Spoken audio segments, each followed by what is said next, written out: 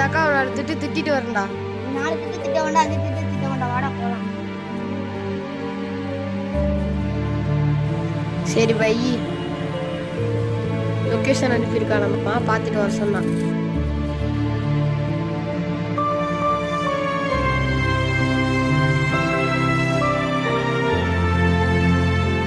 இங்க பாரு,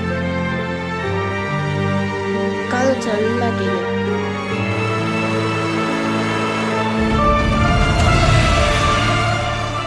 தண்ணிக்கு எவ்வளோ கஷ்டப்பட வேண்டியதா இருக்கு.